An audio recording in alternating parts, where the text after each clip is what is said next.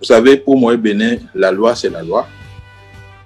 Et nous avons un code électoral qui a édicté ou arrêté les critères pour lever des sièges.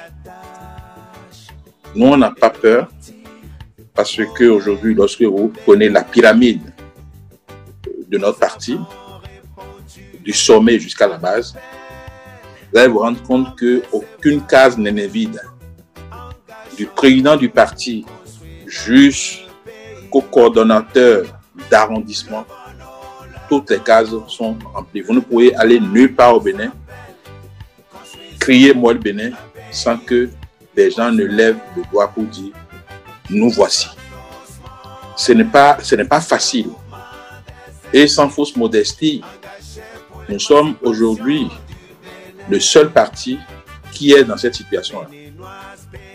Et à l'occasion des présidentielles la dernière fois, ça a été constaté par le candidat, notre candidat, où lorsqu'on a mis en place un groupe, une coordination pour sillonner tout le pays afin de voir comment les choses se passent et installer des structures au niveau des communes et des arrondissements, Moi Bénin a été le seul parti des 5 qui soutenait l'action du président, qui soutenait la candidature du duo Talon Talata à répondre présent partout.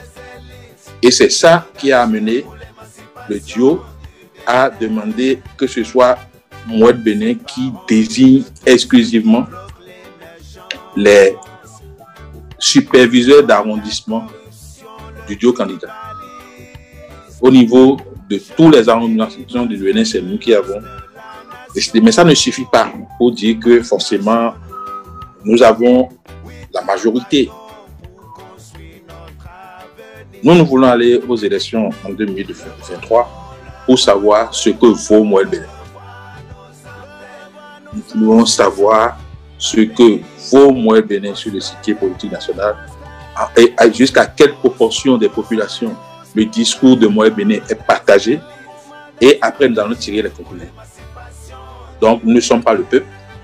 Nous avons une offre politique pour la législature, la 9e, que nous allons proposer au peuple. Nous avons des hommes et des femmes de qualité au niveau du parti, et ça c'est une autorité publique. Moued Bénin est aujourd'hui le parti qui regorge de plus de compétences, c'est connu de tous, et donc nous voulons mettre ces compétences-là au service du pays, et donc c'est au peuple d'en décider. Non, pas peur des 10%. Moi j'ai fait une école supérieure où la moyenne n'était pas 10 sur 20.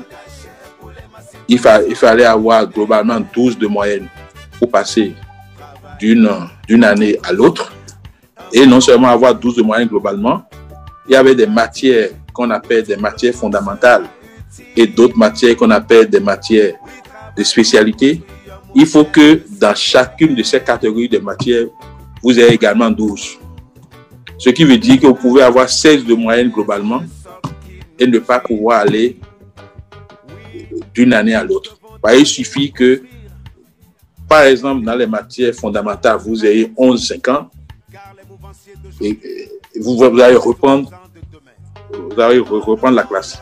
Donc, nous sommes déjà habitués à ce truc-là. Et il y a même d'autres camarades qui ont fait l'école polytechnique de Thiès au Sénégal. Et pour ces personnes-là, ce n'est même pas 12. Pour passer d'une année à l'autre, il faut avoir une moyenne supérieure ou égale à la moyenne du groupe. C'est-à-dire que vous composez, on fait la moyenne arithmétique de toutes les notes de ceux qui sont dans la classe. Si on trouve 15 et que vous avez 14, vous doublez. Vous voyez, donc Moued Bénin regorge des gens qui ont passé ces mailles-là. Donc c'est pourquoi vous allez voir que devant le médiateur de la République la dernière fois, Moued Bénin n'a pas évoqué du tout le problème des 10%. On sait que pour passer, c'est la loi qui dit ça, c'est 10% qu'il faut pour prétendre à un siège. Nous travaillons pour cela et nous laissons le peuple en dernier ressort, agir. Parce que c'est au peuple, c'est avec le peuple que nous voulons faire un contrat. Voilà ce que je peux répondre à votre question pour vous dire que nous n'avons pas peur. De toutes les façons, si nous participons aux élections, les résultats vont nous permettre de savoir combien de Béninois sur 100 partagent les idéaux de Moël Bénin. Et c'est notre objectif premier pour les élections qui arrivent. Merci. Nous appelle à la table.